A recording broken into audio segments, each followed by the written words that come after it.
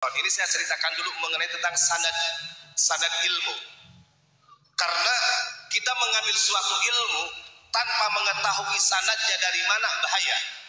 Laulal isnadu laqala man syaa ma syaa, sahur Nabi.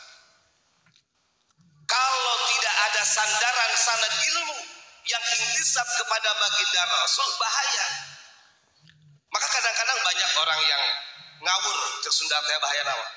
Ngalawur, ngomongna ka mana meni, ku sabab teboga sanad. Abu Yamamah Ghufran, pensana dan ilmu, beliau mengambil dari gurunya yang ada di Banten, di Cibuntu, yang bernama Abu Yamamah Armin, atau nama aslinya Kiai Haji Muhammad Hasan Armin. Kiai Haji Muhammad Hasan Armin punya guru yang bernama Kiai Haji Ahmad Asnawi, Labuan, Saringin, Banten. Kiai Haji Ahmad Asnawi punya guru bernama Syekh Abdul Karim, Banten Tanara. Syekh Abdul Karim Banten Tanara punya guru Syekh Nawawi, Banten. Muara ilmu semuanya yang ada di Nusantara bermuaranya kepada Syekh Nawawi. Kalau sanad ilmu ini sudah sampai kepada Syekh Nawawi, maka barang tentu keilmuan ini sudah sampai kepada baginda Rasulullah Shallallahu Alaihi Wasallam. Kenapa saya sampaikan sanad guru ini? Supaya ada keyakinan.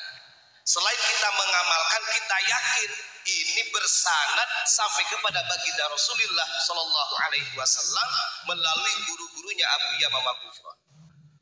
Bahkan sebelum ketika diijazahkan pertama kali, hizib ini sudah ditashih oleh ulama-ulama Banten. Di antaranya yang mentashih hizib ini adalah Abu Yamu tadi, Cidahu, Abu Yamu Fasir, kemudian Tubagus Romli almarhum, dan termasuk Abu Yashar Syar'i. Ini adalah orang-orang yang juga memerintahkan kepada Abu Yamamah Ghufran untuk mensiarkan, mengijazahkan doa ini. Dan alhamdulillah, kalau di Pulau Jawa, di Pulau Sumatera udah Masya Allah, sudah banyak majelis taklim pesantren yang memegang hizib ini. Hanya saja untuk wilayah Bali baru tahun ini. Tapi masalah ilmu mah data ayanu terlambat atuh. Walaupun kalewat 2 tahun tetap insya Allah bermanfaat. Abdi tumaros, upami ieu bade diijazahkeun, kinten-kinten ditampi moal, bade diterima, alhamdulillah. Eta nu katilu. Anu kaopatna, anu paling penting, tujuan Abu Yamamah Ghufran kenapa di tahun ini lebih fokus di wilayah Bali? Karena di Bali ada ikon yang banyak orang hanya mengetahui Wali Pitu. Tapi kalau di dalam sejarah TKN, ini mudah-mudahan ada sesepuh di sini yang bisa membuka. Dalam sejarah TKN, Thariqah Qadiriyah wa Naqsyabandiyah, sebenarnya Wali Pitu ini baru dikenal pada tahun 2000. Ada istilah Wali Pitu, walaupun sebagian orang Habib. Tinu 7 teh 5 Habib Said Nusalesna lain Habib. Sejak kapan ada istilah Wali Pitu? Itu dimulai oleh Habib Zain As-Segaf. Beliau melalui ruhaniyah bahwa di sini ada Wali Pitu.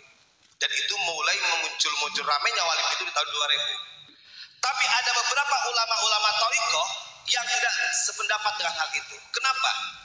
Karena sebenarnya di wali itu bukan hanya 7. Masih banyak wali-wali Allah yang terpendam.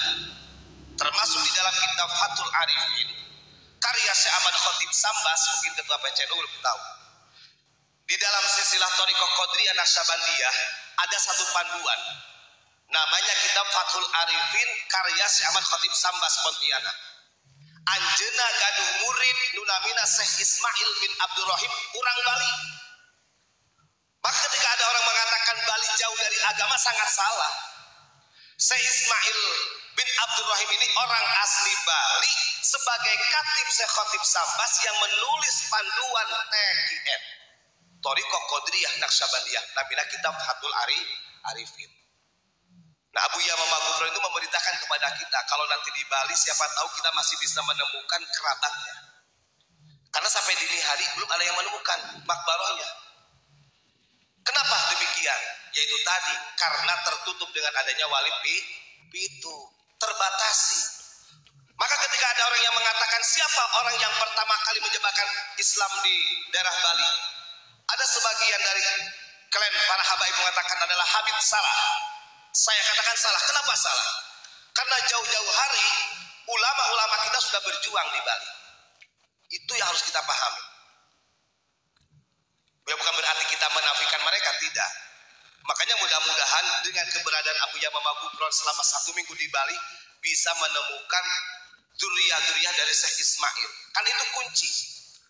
Syekh Ismail bin Abdurrahim ini adalah mursyid TKN, sekaligus beliau adalah katibnya yang menulis panduan Fathul Arifin, yang di Indonesia, di Asia rame-rame mengambil sanad Thariqah Qadiriyah Naksabandiyah.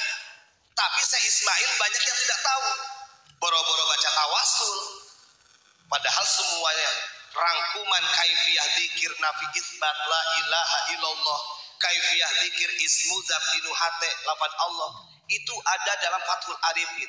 Penulisnya Syekh Ismail bin Abdurrahim Bali. Masya Allah, orang Bali asli, artinya putra bangsa. Nah, ini mudah-mudahan nanti barangkali di sini ketua PCNU bisa menelusuri masalah ini. Karena ini kita juga kemarin sudah menyampaikan kepada Jatman yang ada di Jabar, perlu ada pembenahan. Karena masalah Thariqah ini kalau sudah ada penyimpangan di dalam sanad, nanti umat yang tersesat.